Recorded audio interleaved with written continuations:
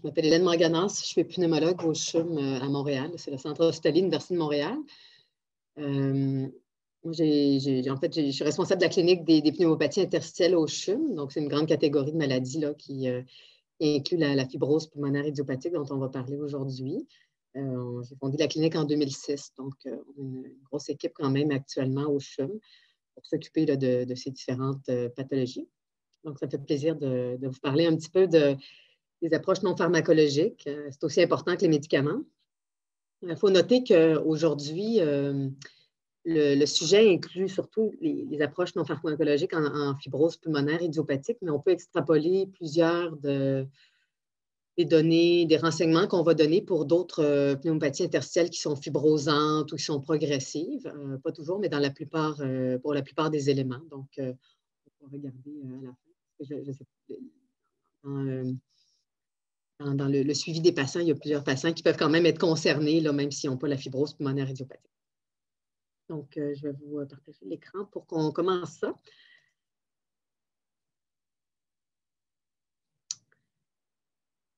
Donc, pour commencer, au niveau des conflits d'intérêts, en fait, il n'y a pas grand-chose qui interfère avec la conférence aujourd'hui, mais c'est tout de même bien de savoir qu'on reçoit des subventions de recherche de plusieurs compagnies, Boehringer Ingelheim, Hoffmann La Roche, BMS, Galapagos. On reçoit aussi des fonds de l'Université de Colombie-Britannique pour la banque de données canadienne là, pour laquelle on participe. J'ai reçu aussi des honoraires de présentation, différents comités consultatifs là, avec Boehringer Ingelheim. Donc, les objectifs de la présentation aujourd'hui, c'est de connaître les indications de l'oxygénothérapie et de ses bénéfices en fibrose pulmonaire idiopathique. On va parler de réadaptation pulmonaire en fibrose pulmonaire idiopathique, de la transplantation pulmonaire, et puis aussi de savoir comment on devrait prendre en charge ou comment on peut aider les patients qui ont une fibrose pulmonaire idiopathique, surtout à des stades plus avancés, à la fois au niveau des symptômes et du suivi et de l'accompagnement. Donc, ça, c'est un article qui a été publié par le groupe canadien en fibrose pulmonaire. On avait publié ça en 2018, qui regarde un petit peu, entre autres, les approches non pharmacologiques là, dont je vais vous parler aujourd'hui. Si les gens sont intéressés à aller lire ça, des fois, ça peut vous donner des données de plus. Il parlait un petit peu des traitements, mais ce n'était pas le but du papier. Donc, certains des éléments que je vais mentionner aujourd'hui se retrouvent dans ces recommandations-là. Puis c'est des articles qui sont accessibles là, sur Internet là, via l'Association pulmonaire canadienne. Donc, pour le premier sujet, on parle d'oxygénothérapie, ce qui est quand même au centre de la prise en charge de plusieurs patients quand leur maladie se met à évoluer. On sait que plus la maladie va évoluer, plus on a des chances de devenir essoufflé, et puis, on a des chances que notre taux d'oxygène diminue. Au début, ça va arriver à l'effort, quand on va se déplacer avec des efforts importants. Et au fur et à mesure que la maladie va évoluer, ça va survenir à des efforts plus légers, des activités courantes de la vie quotidienne, puis éventuellement au repos ou la nuit quand on dort. On sait que quand notre dyspnée, notre essoufflement devient très important, c'est un facteur prédicteur d'hypoxémie. Donc, on a plus de chances d'avoir un taux d'oxygène qui est plus bas. Et puis, quand la maladie devient plus avancée au niveau des tests de fonction respiratoire, donc ça, c'est les tests que les pneumologues font pour faire le suivi de leur fibrose. Donc, on fait la mesure de la capacité vitale, la mesure de la capacité de diffusion. Donc, c'est des mesures qu'on fait. Donc, si on est en bas de certains chiffres, on a plus de chances d'avoir besoin d'oxygène à l'effort ou cette étude-là avait regardé un petit peu dans une cohorte australienne là, ce qui portait sur l'oxygénothérapie. On voyait que le seuil de capacité vitale forcée de 50 ou la capacité de diffusion, là, donc la capacité de laisser passer l'oxygène à travers les poumons, en bas de 35 est un facteur prédicteur. Évidemment, dans certains cas, ça peut arriver même quand les fonctions sont meilleures que ça. Quand on fait un suivi de la maladie, c'est important de comprendre qu'on peut faire des mesures de la saturation à différents moments. Donc, on peut faire une mesure de la saturation au repos, par exemple lors d'une visite médicale ou quand on fait les tests de fonction respiratoire, les inhalothérapeutes prennent une mesure de notre saturation. On essaie toujours d'avoir au-dessus ou égal à 90 %. On peut aussi faire des épreuves d'effort pour mesurer le taux de saturation à l'effort. comme par exemple un test à la marche de 6 minutes qui peut être fait à l'hôpital quand on fait des suivis.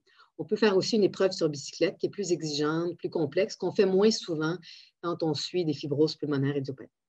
On peut faire aussi des mesures de la saturation au domicile, que ce soit avec des inhalothérapeutes ou des infirmières du CLSC, ou encore, il y a certains patients qui préfèrent s'acheter eux-mêmes le petit appareil, un saturomètre qu'ils peuvent utiliser à domicile pour mesurer les valeurs de leur saturation et pouvoir les dire à leur médecin après. C'est important d'être sûr que l'appareil est bien calibré et qu'il est fiable.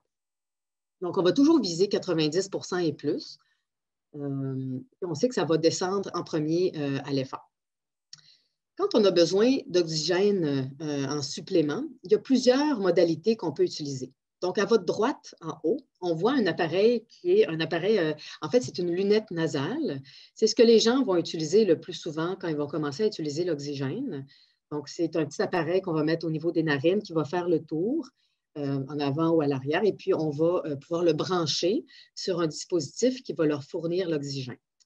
Dans la fibrose pulmonaire idiopathique, contrairement à d'autres maladies comme la MPOC, donc l'emphysème avec bronchite chronique, ou d'autres maladies pulmonaires, les besoins d'oxygène à l'effort deviennent rapidement très élevés. Puis les gens ont besoin d'utiliser beaucoup plus d'oxygène, souvent plus de 6 litres par minute. À ce moment-là, c'est mieux d'utiliser un oxymasque, qui est l'appareil que vous voyez en bas à droite, qui est un genre de masque avec des trous à l'intérieur qui va fournir l'oxygène de façon plus efficace quand on veut augmenter la quantité d'oxygène qu'on fournit. À votre gauche, il y a toute une série de dispositifs, comme les cylindres d'oxygène. Donc, ça, c'est des cylindres qui doivent être remplis régulièrement, qui peuvent servir en cas d'urgence, si jamais il y a une panne de courant. Ils peuvent servir aussi lors des déplacements à l'extérieur de l'hôpital. On a l'oxygène portable que vous voyez en bas à gauche, donc qui est un petit appareil qu'on peut traîner avec nous. C'est toujours des petites bonbonnes qui doivent être remplies régulièrement. On peut avoir un appareil, un concentrateur d'oxygène. Donc ça, c'est un appareil qui va produire l'oxygène au fur et à mesure. Donc, ce n'est pas une bonbonne qui stocke l'oxygène, c'est un appareil qui va le produire régulièrement. Donc, il y a les gros concentrateurs qui sont les appareils qu'on utilise à la maison, qu'on branche, qui sont assez lourds à déplacer. Donc, ils vont rester au même endroit, qui vont nous fournir l'oxygène. Donc, la capacité de ces appareils-là peut varier de 5 à 10 litres, dépendant de la grosseur. Et puis, on peut acheter aussi des appareils, des concentrateurs d'oxygène portables, qui sont des appareils qui vont produire l'oxygène et qui sont plus petits et qu'on peut amener lorsqu'on sort à l'extérieur. Malheureusement, ces appareils-là de concentrateurs portables, ne sont pas remboursés par le régime public. Il y a certaines compagnies d'assurance privée qui les remboursent. Donc, c'est assez dispendieux. La plupart des gens n'en ont pas. Donc, ils vont avoir leur concentrateur fourni à la maison. Et quand ils veulent sortir à l'extérieur, ils vont utiliser des bonbonnes portables qui vont recharger. On peut avoir un petit appareil pour le recharger à domicile avec notre concentrateur fixe à la maison. Donc, tout ça, ce sont des dispositifs qu'on peut installer. Évidemment, quand le médecin qui suit les patients juge qu'il faut commencer l'oxygénothérapie, après ça, il va y avoir un lien qui va être fait soit avec le CLSC ou encore avec, par exemple, à Montréal, le CRSAD, qui sont les soins respiratoires à domicile là, qui sont gérés par l'hôpital Maisonneuve-Rosemont.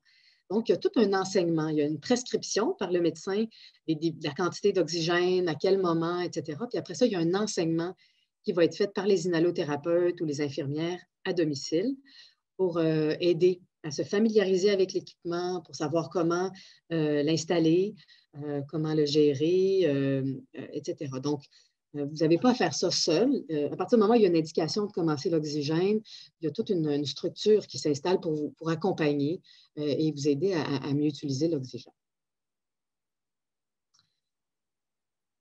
L'oxygénothérapie, les indications, donc pour définir le moment durant lequel on va commencer l'oxygène, c'est une juridiction qui est provinciale. Il existe des recommandations internationales qu'on va regarder, mais au Canada, c'est chaque province qui décide à quel niveau d'oxygène on peut commencer à prescrire de l'oxygène aux patients. Donc, au Québec, c'est le Programme national d'oxygénothérapie à domicile, le PNOD, qui a des critères très stricts pour lesquels l'oxygène va être remboursé par le régime public ou encore par les assurances privées.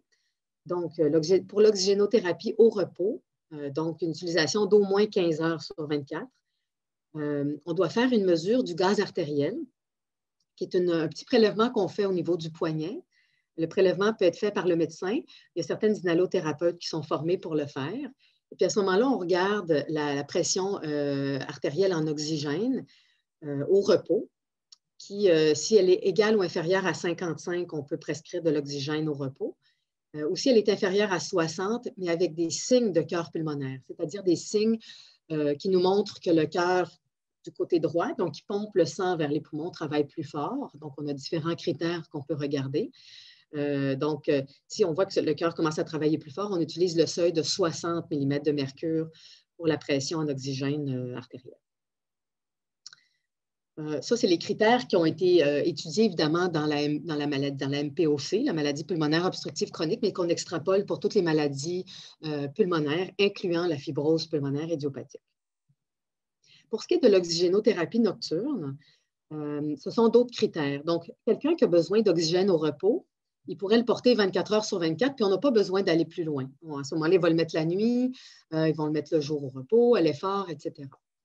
Il existe cependant des gens qui ont besoin seulement d'oxygène la nuit. Donc, au repos, ils sont corrects le jour, mais la nuit, en raison de différents mécanismes, on a tendance à avoir une baisse un petit peu plus prononcée de notre taux d'oxygène la nuit.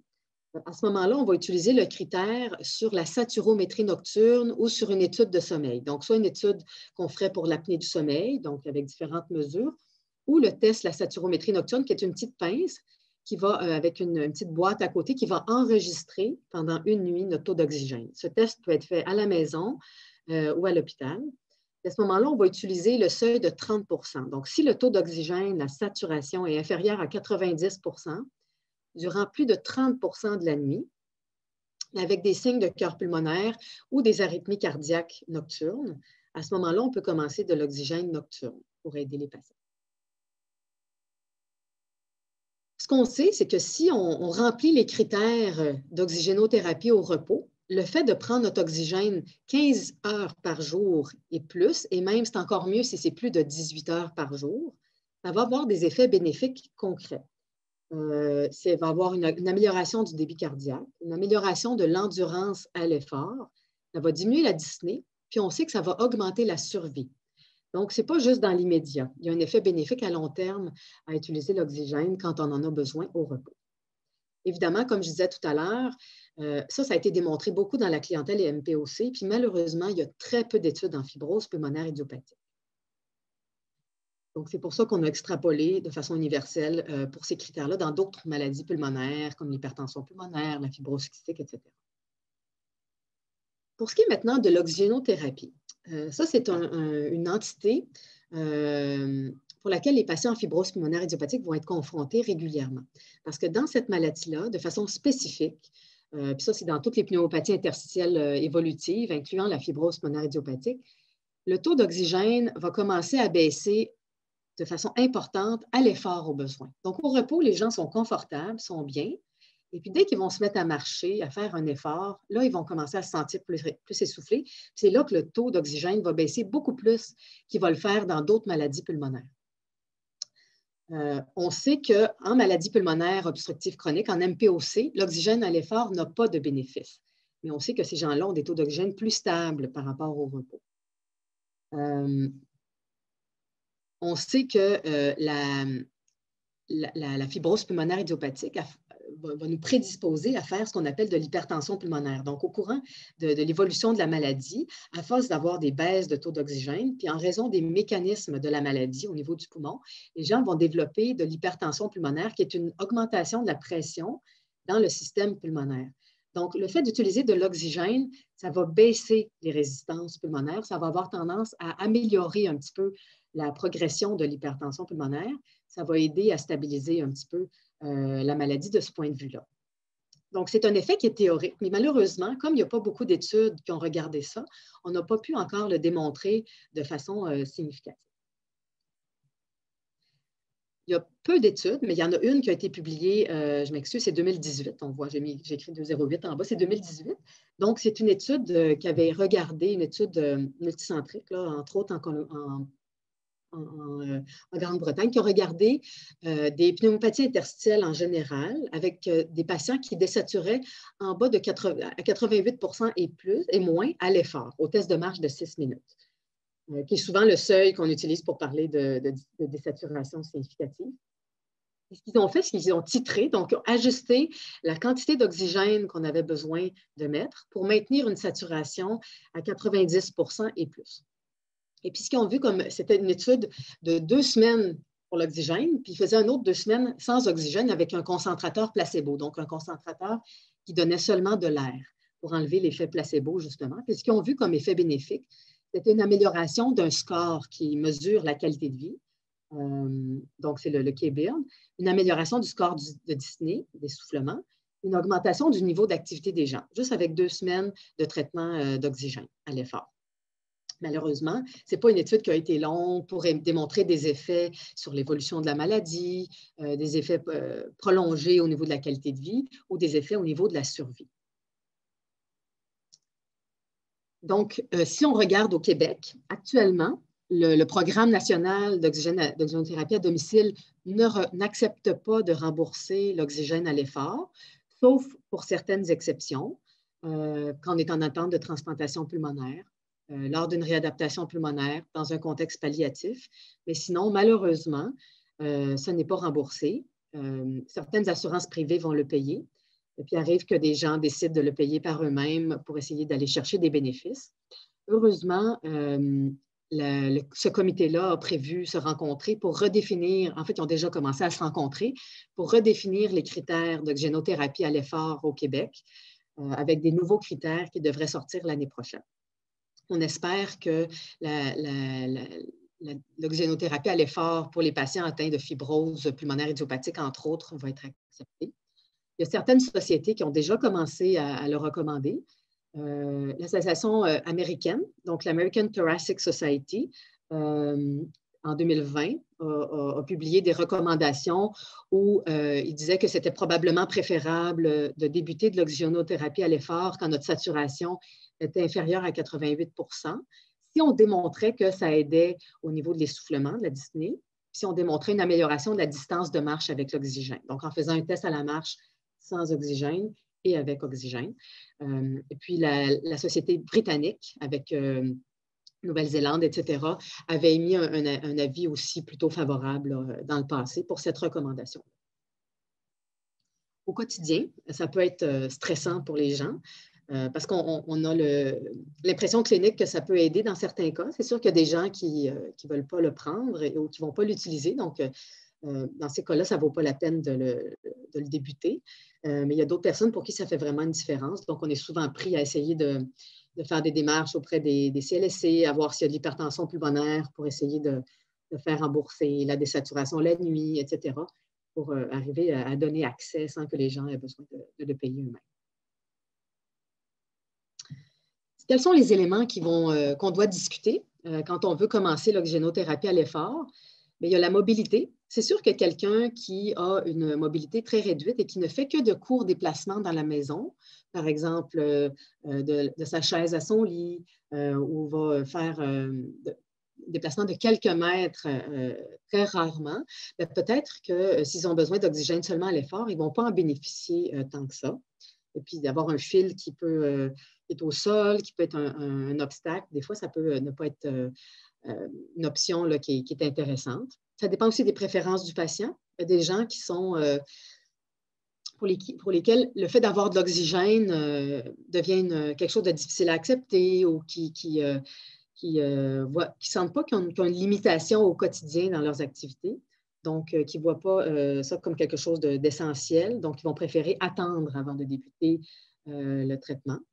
C'est sûr que ça va dépendre. On va regarder aussi la qualité de vie des gens, l'espérance de vie pour nous aider. Donc, c'est sûr dans des contextes palliatifs ou si on voit que la qualité de vie est atteinte en raison de l'essoufflement, on va avoir tendance à pousser un peu plus pour l'oxygénothérapie. On va voir l'effet sur les symptômes et le fonctionnement. Des fois, il peut arriver des gens essayent d'utiliser l'oxygène à la maison, puis au rendez-vous de suivi, ils nous disent ben, je n'ai pas vu de différence, fait que j'ai arrêté de l'utiliser. Donc, à ce moment-là, on doit respecter ça. Et puis, des fois, il peut arriver que l'oxygénothérapie, en fait, le fait d'être essoufflé, d'avoir une mauvaise qualité de vie, crée une anxiété, augmente les risques de dépression. Puis à ce moment-là, le fait d'avoir de l'oxygène, de recommencer à faire des activités, etc., peut aider les gens. Donc, on doit intégrer tout ça, puis c'est une discussion ouverte qu'on doit avoir avec les patients pour voir si on décide de le débuter. On va parler maintenant de réadaptation pulmonaire. Donc, je ne sais pas qui d'entre vous a déjà eu accès à la réadaptation pulmonaire. Donc, ce sont des programmes d'exercice qu'on fait habituellement, qu'on préfère faire en externe. Souvent, c'est dans les hôpitaux, mais il y a certains centres de réadaptation externes pour lesquels les patients vont se rendre. Là, ils vont aller là environ 2 à 3 fois par semaine. C'est des séances qui vont durer 2-3 mois. Et puis, durant la pandémie, en fait, là, les programmes externes se sont convertis en télémédecine. Donc, les gens étaient tous branchés comme on fait aujourd'hui en Zoom, mais ils faisaient leurs séances d'exercice en groupe. Donc, au lieu d'être dans un même local, ils le faisaient en ligne. Donc, ce n'est pas exactement pareil, mais ça pouvait remplacer les séances d'exercice en ligne. Mais il existe aussi des programmes à domicile, par exemple chez les gens qui travaillent ou qui ne peuvent pas se déplacer pour aller dans un centre de réadaptation pulmonaire, où à ce moment-là, ils vont avoir un programme spécial sur mesure là, qui est fait par un kinésiologue ou un physiothérapeute. Et après ça, ils vont faire ça à la maison, puis un suivi téléphonique qui est fait. Donc, ils le font quand ils peuvent le faire dans leur horaire. Ces programmes-là incluent plusieurs choses. Ça inclut une composante d'exercice aérobique ou d'endurance. Donc, là, on doit s'adapter selon la capacité de chacun.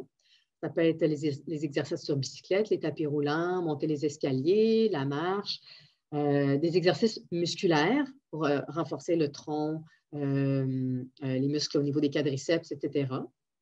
Puis un volet enseignement qui est très important, puis qu'on va voir un petit peu tout à l'heure parce qu'il est un peu différent de l'enseignement qui est fait en MPOC. Donc, traditionnellement, les programmes de réadaptation pulmonaire avaient été créés au début pour la maladie pulmonaire obstructive chronique. Puis avec les années, puis avec les évidences qui favorisent la réadaptation pulmonaire de plus en plus, les gens en maladie interstitielle, incluant en fibrose pulmonaire idiopathique, ont commencé à en faire de plus en plus.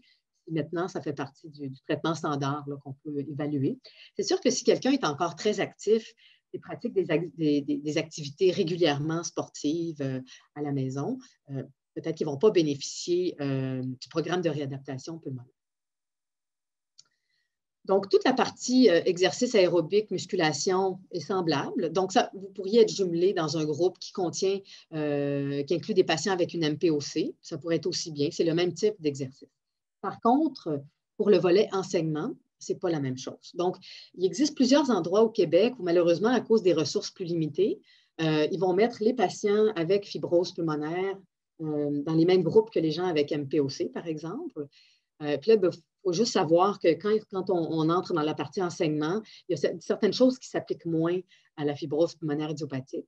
Le pronostic, les discussions par rapport au pronostic sont différentes. La médication, les tests au niveau du suivi. La relation qu'on a avec l'oxygénothérapie est complètement différente. En MPOC, souvent, on va garder un débit assez semblable à l'effort, contrairement à la fibrose pulmonaire idiopathique, où on va monter les débits en oxygène énormément à l'effort. Pour le contrôle de la dyspnée aussi, des fois, il y a certaines choses qui sont différentes. La maladie pulmonaire obstructive, c'est une maladie qui est obstructive, donc un frein à l'expiration. La fibrose pulmonaire idiopathique, ce n'est pas une maladie qui est comme ça. C'est une maladie qui est restrictive. Le poumon devient rigide. Donc, la mécanique de la respiration, elle n'est pas la même. Donc, la façon d'enseigner à respirer, elle est différente aussi. Quand on fait le volet enseignement, c'est important aussi d'aborder la prise en charge palliative, qu'on va voir un petit peu tout à l'heure. Et encore là, c'est très différent quand on parle de fibrose pulmonaire idiopathique. Les effets bénéfiques qui ont été démontrés, ça peut améliorer la capacité à l'effort. Donc, à la fin d'une session de 2 à 3 mois, là, on peut voir une amélioration de la capacité à l'effort. Les patients ont tendance à marcher plus longtemps ou s'ils font le test sur bicyclette, ils vont pédaler soit plus vite ou plus longtemps. Les paramètres de l'exercice aussi vont être améliorés. Les mécaniques ventilatoires, les échanges d'oxygène, la résistance, etc. Ça peut améliorer l'essoufflement, ça améliore la qualité de vie Et ça a probablement un effet, mais c'est plus difficile à démontrer sur l'anxiété, la dépression et la fatigue. Donc, le fait d'être plus actif, le fait de voir des gens, de sentir qu'on n'est pas seul dans la maladie. Donc, ça peut avoir des effets qui sont non négligeables. Les gens ont l'impression de reprendre un petit peu plus le contrôle sur leur maladie. Donc, ce sont des effets qu'on voit aussi régulièrement.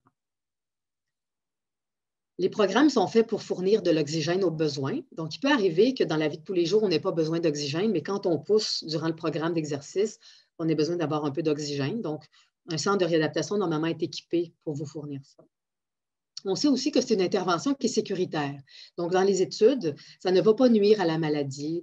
Normalement, quand c'est fait dans un cadre standard, il n'y a pas d'événement dangereux ou ça ne va pas provoquer de complications. Donc, il ne faut pas avoir peur de faire ces programmes-là. Par contre, comme les études, il n'y en a pas énormément, il n'y a pas de bénéfice qui a été encore démontré sur la survie, contrairement à la MPOC. Il y a une étude qui est les études Cochrane, c'est des études, des méta-analyses qui ont regardé tout ce qui a été publié à date là, sur la réadaptation en fibrose marine-idiopathique, entre autres. Puis c'est un petit peu, ça avait démontré un petit peu ce que je vous ai. Qui va en bénéficier le plus? Bien, c'est les gens qui ont des maladies sévères. Donc, ces gens-là vont être essoufflés quand ils vont faire des efforts. Donc, avec le temps, ils vont avoir tendance à éviter les efforts qui les essoufflent pour ne pas être inconfortables. Donc, c'est un réflexe qui est naturel.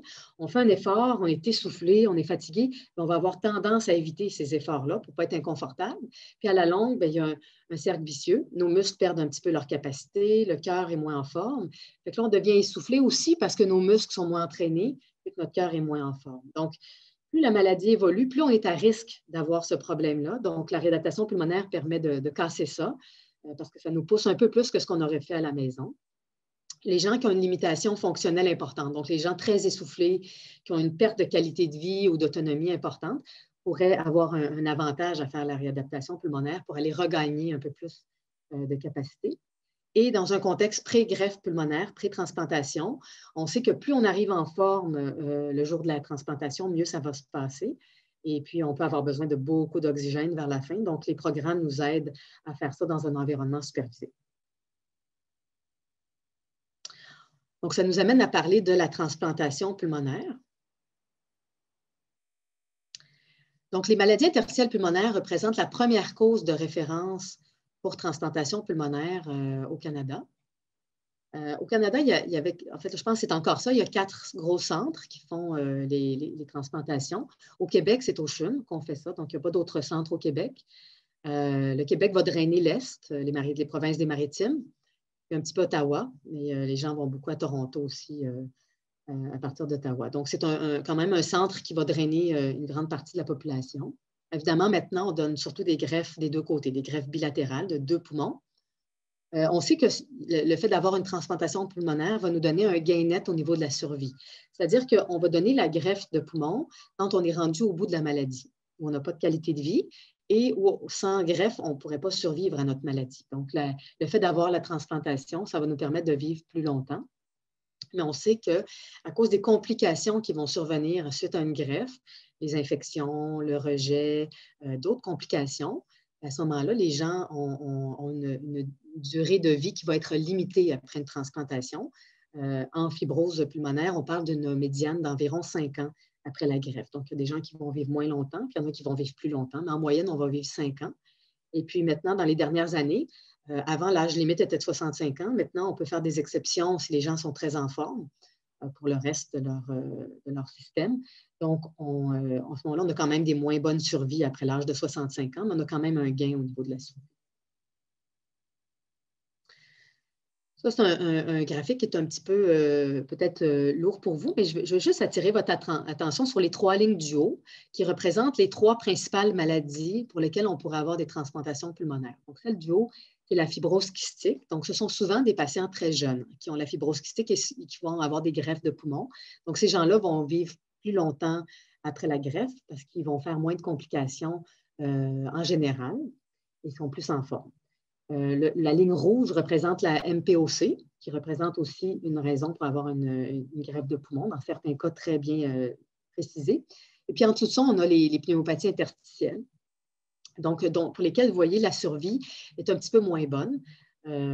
par rapport aux autres maladies. Donc, ce sont quand même des maladies, des maladies pour lesquelles les patients doivent être choisis en fonction de leur état de santé en général. Il faut quand même être en forme pour passer à travers ça.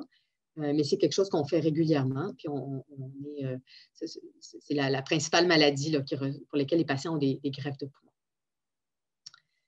Donc, ce qu'on doit regarder et qu'on doit discuter avec quelqu'un pour voir si c'est une bonne idée d'aller vers la greffe pulmonaire, on doit regarder la rapidité d'évolution et le pronostic de la maladie. On sait que la fibrose pulmonaire idiopathique, c'est une maladie qui a tendance à évoluer dans le temps. Avant les traitements, la survie médiane était de 3 à 5 ans. Maintenant, avec les traitements, les gens vivent plus longtemps, mais c'est quand même une maladie qui va avoir tendance à évoluer, même si on peut la ralentir. Il faut regarder à quel point la maladie est avancée, la qualité de vie, à quel point elle est atteinte, les comorbidités.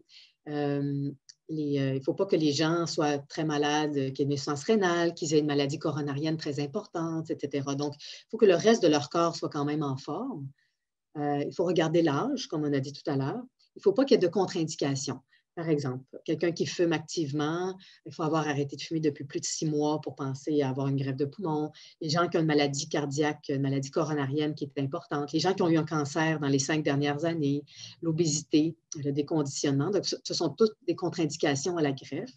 Donc, il y a certaines de ces contre-indications-là qu'on peut améliorer en accompagnant les patients, puis il y a d'autres fois où on ne peut pas. Donc, à ce moment-là, les gens vont être considérés comme non candidats à la greffe. J'ai mis les anomalies génétiques. Il faut savoir que dans la fibrose pulmonaire idiopathique, on identifie de plus en plus des formes, soit familiales ou avec certaines anomalies. Donc, les téloméropathies, des mesures des télomères, c'est une mesure génétique qu'on fait, prédispose à la fibrose. Donc, ces gens-là ont un pronostic un peu différent après la greffe qui est moins bon. Donc, on doit vérifier ça si on réfère ces patients-là en greffe. À quel moment on doit référer? Ce qu'il faut savoir, c'est qu'avec les années et le nombre de greffes qui vont en augmentant, les délais pour la greffe sont plus courts qu'ils étaient. Donc, avant, il y a plusieurs années, les gens pouvaient attendre jusqu'à 2 ans et plus pour avoir accès sur la liste à leur greffe de poumon, tandis que dans les dernières années, les délais diminuent. Ça peut être 1 an, ça dépend du groupe sanguin, puis il y a même la liste d'urgence si jamais l'état du patient se détériore plus vite. Donc, ça dépend toujours de plusieurs éléments, mais c'est toujours mieux de référer en transplantation plus tôt que plus tard. Donc, quitte à ce qu'on fasse le bilan, mais qu'on dise on attend un petit peu avant de mettre sur une liste de greffe. Donc, il faut être vu par l'équipe de greffe. Il faut faire tout un bilan pour être sûr que tout le reste du corps est en forme, qu'il n'y a pas de petits cancers de cachet, etc. Puis, il faut corriger les contre-indications. Par exemple, quelqu'un qui a un surplus de poids, bien, on va lui laisser le temps de perdre son poids pour pouvoir être éligible à une transplantation pulmonaire. Donc, c'est toujours mieux d'être évalué plus tôt. Comme ça, on peut, si c'est quelque chose qu'on désire, comme ça, on peut faire les correctifs si jamais on n'est pas candidat. En fibrose pulmonaire idiopathique, on a tendance à référer plus précocement, plus tôt que dans d'autres maladies interstitielles, d'autres types de fibrose à cause de l'évolution de la maladie qui est plus importante. Et puis, il faut savoir aussi que quand on a la fibrose pulmonaire idiopathique, on peut faire une exacerbation aiguë, qui est une poussée de fibrose, où à ce moment-là, on peut perdre rapidement de la fonction pulmonaire. Donc, si ça arrive, c'est toujours mieux d'être déjà dans le processus de la greffe si jamais ça se détériore de façon importante. Donc, souvent, on va référer les patients après le diagnostic. Si l'atteinte est très légère, des fois, on attend un peu, mais on a tendance à référer assez tôt. Si les gens commencent à avoir une désaturation, donc leur taux d'oxygène descend à l'effort, c'est le temps, c'est sûr, de les référer si ce n'est pas déjà fait. Si la maladie a évolué dans les 6 à 12 derniers mois, c'est le temps de les référer. Quelqu'un qui vient d'être hospitalisé pour sa fibrose pulmonaire idiopathique, soit qui a fait un pneumothorax, qui a fait une détérioration rapide de sa fibrose, il faut y penser à ce moment-là. Et si on développe de l'hypertension pulmonaire, qui était la haute pression dans le système pulmonaire que je vous expliquais tout à l'heure, encore là, c'est associé à une moins bonne évolution, donc c'est le temps de référer si ce n'est pas déjà fait.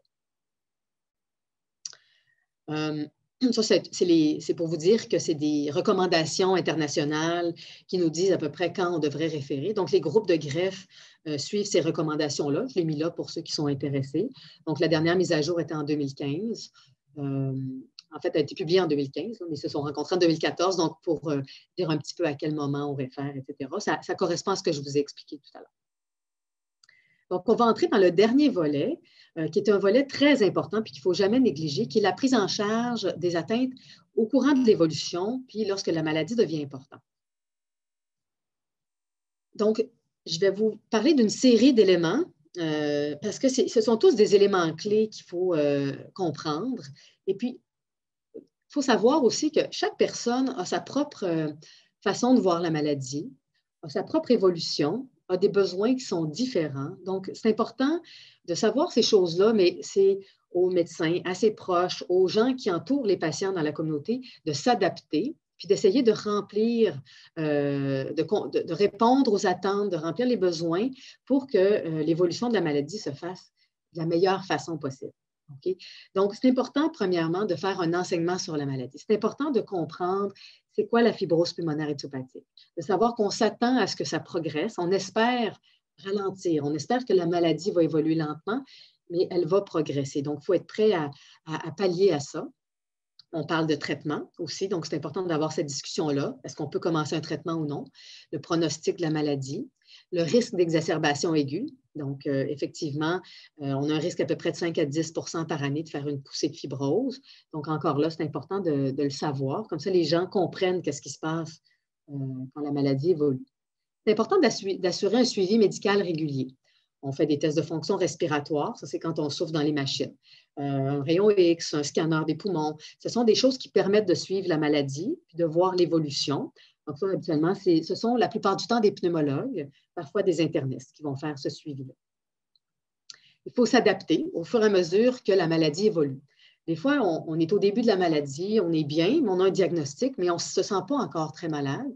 Mais on ne va pas avoir besoin de parler des mêmes choses que si jamais on se retrouve plus malade, plus essoufflé, ou on voit un effet direct sur notre qualité de vie.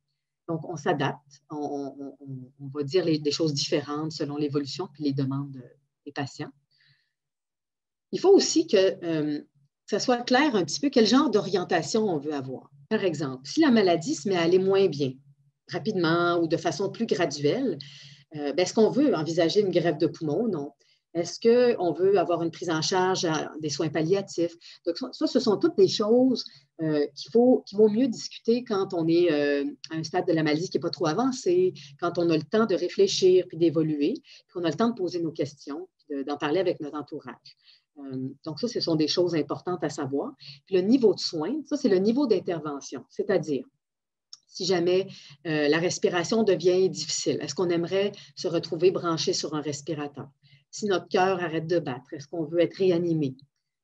Donc ça, ce sont des volontés qu'on devrait partager avec notre famille, avec notre médecin, avec notre entourage, pour que si un jour ça arrive, qu'on connaisse les volontés de la personne.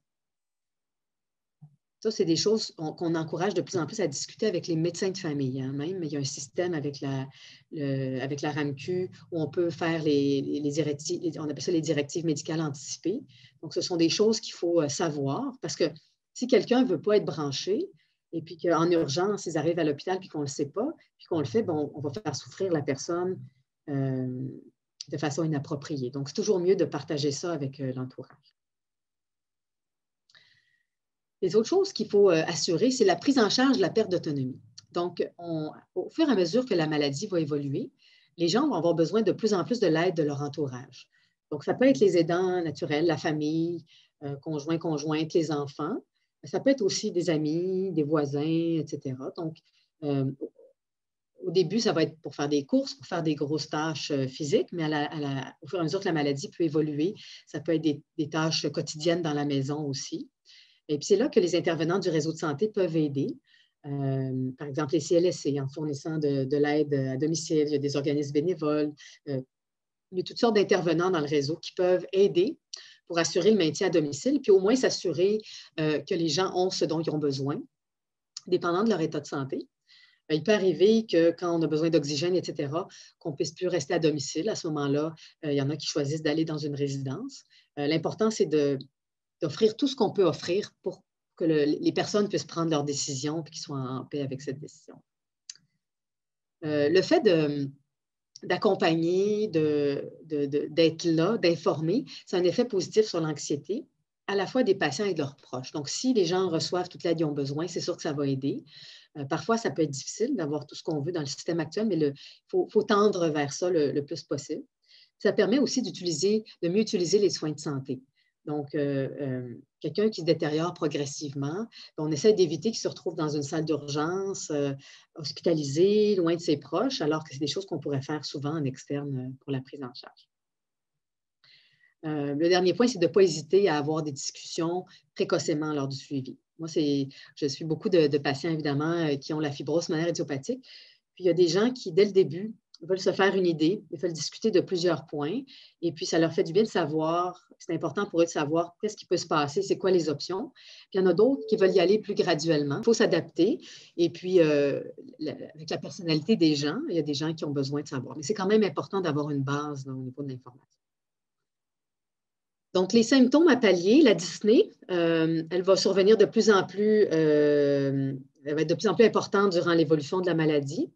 Elle a comme effet de diminuer la qualité de vie, d'augmenter la dépression, l'anxiété, d'amener une perte d'autonomie puis un isolement social. Les gens peuvent moins sortir, faire leurs activités qu'ils aimaient avant.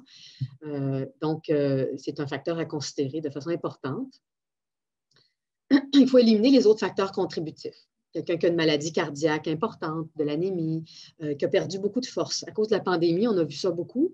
Les gens sont restés à la maison, ils voulaient se protéger du virus, ils étaient fragiles au niveau de leurs poumons et ils ont perdu de la capacité d'entraînement. Donc, ils sont plus essoufflés, même si leur maladie n'a pas changé beaucoup parce qu'ils sont moins en forme. Les gens qui ont un surplus de poids aussi, ça peut amener de l'essoufflement important à cause de ça. Donc, ces éléments-là, on peut essayer de travailler, au moins pour améliorer un petit peu l'essoufflement. Et puis, on peut avoir d'autres complications pulmonaires ou d'autres problèmes respiratoires qui s'ajoutent à notre vie. Qu'est-ce qu'on peut faire pour l'essoufflement, à part de stabiliser la maladie? Donc, on peut essayer des fois la famille des opiacés à faible dose, comme la morphine. On a beaucoup d'études plus en MPOC qu'en oncologie. Donc là, on parle de patients qui sont essoufflés au moindre effort et qui sont inconfortables malgré l'oxygène. Donc, c'est des cas plus exceptionnels, plutôt quand la maladie est avancée, où on va essayer des petites doses de morphine pour voir si ça les aide. On fait un essai prudemment pour ne pas les rendre trop endormis.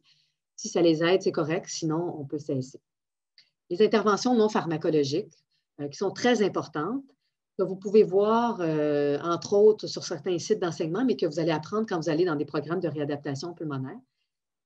C'est le ralentissement du rythme. On peut faire moins d'activités, il faut les faire plus lentement, prendre le temps de faire les choses. Les techniques de conservation d'énergie, la rééducation respiratoire, donc pour respirer plus profondément pour optimiser le travail de la respiration, le positionnement du corps, les techniques de relaxation, l'utilisation des ventilateurs. Il y en a qui, l'effet de pousser du vent là, avec les ventilateurs les aide. Puis la thérapie cognitivo-comportementale qui a un effet aussi des fois sur la perception de l'essoufflement. La toux, elle va survenir de façon très variable chez les patients. Donc, il y a des gens qui vont tousser beaucoup très tôt dans la maladie, tandis que d'autres, ça va apparaître plus tard, surtout à l'effort. Encore là, ça peut diminuer la qualité de vie, ça peut amener un isolement social quand les gens ont des grosses quintes de toux. Heureusement, c'est une minorité de patients qui ont des quintes de toux importantes comme ça. Il faut éliminer les cofacteurs. Les gens qui ont la fibrose pulmonaire idiopathique font plus de reflux gastro-œsophagien. Il y a aussi l'écoulement nasal postérieur. Les gens ont tendance des fois à avoir de la rhinite chronique, un petit peu de sécrétion le matin. Ça les fait tousser. Donc ça se traite avec des traitements au niveau du nez. Ça peut aider la toux. Donc, il n'y aurait pas de lien à ce moment-là avec la fibrose pulmonaire idiopathique. Les traitements, on est très limités. Des fois, on essaie des sirops de codéine qui ont souvent très peu d'effet. Des fois, les pompes, mais encore là, on essaye un peu. Si ça n'aide pas, on arrête. Donc, ce n'est pas pour traiter la maladie. C'est seulement pour parfois aider la toux. Les autres traitements en évaluation, il y a des médicaments qui sont à l'étude, mais il n'y a pas beaucoup de données actuellement pour les encourager. Puis, c'est des médicaments souvent qui donnent des effets secondaires. Donc, pour l'instant, on est assez limité, malheureusement, pour le contrôle de la toux. Il y a des fois, les gens, on remarque que si leur taux d'oxygène descend beaucoup à l'effort, ils se mettent à tousser beaucoup plus. Puis, en ajustant l'oxygénothérapie, on dirait que ça calme la toux. Donc, ça vaut la peine de s'assurer au moins que notre taux d'oxygène est toujours correct à l'effort pour essayer de maximiser le contrôle de la toux. Les soins palliatifs, on sait que ce sont des ressources qui sont sous-utilisées en fibrose pulmonaire idiopathique. Dans certaines études, c'est jusqu'à 15% des patients seulement qui vont avoir recours aux soins palliatifs. Il faut aborder la chose plus précocement. Il existe des soins palliatifs à domicile quand l'entourage peut supporter avec le CLSC qui vient aider. Il y a des maisons de soins palliatifs. Puis il y a le milieu hospitalier. Malheureusement, dans le milieu hospitalier, les visites, ce n'est pas la même chose. On n'est pas dans le même milieu, mais il y a des gens qui préfèrent ça aussi. Donc, le but, c'est d'assurer que les gens soient confortables et qu'il n'y ait pas d'inconfort relié à leur maladie pulmonaire. C'est important aussi, dans un contexte palliatif, de mettre de l'oxygène, de s'assurer qu'on en met suffisamment pour être confortable. Donc, l'éducation et le support. Donc, le groupe aujourd'hui, la conférence sert à ça un petit peu. Donc, il ne faut jamais négliger cette composante-là. Donc, l'éducation et le support peuvent venir de plusieurs personnes. Donc, les personnels soignants, que ce soit le médecin, des infirmières de suivi systématique, les inhalothérapeutes qui viennent à domicile. On peut parler de physiothérapeutes, kinésiologues, etc. Donc, tous les gens qui vont être présents dans la vie des patients avec fibrose pulmonaire idiopathique qui peuvent les aider pour différents volets. Il y a des groupes de support, comme celui d'aujourd'hui. Il y a des ressources web. Il faut faire attention parce qu'il faut choisir des ressources qui sont quand même fiables pour être sûr d'avoir une information qui est juste.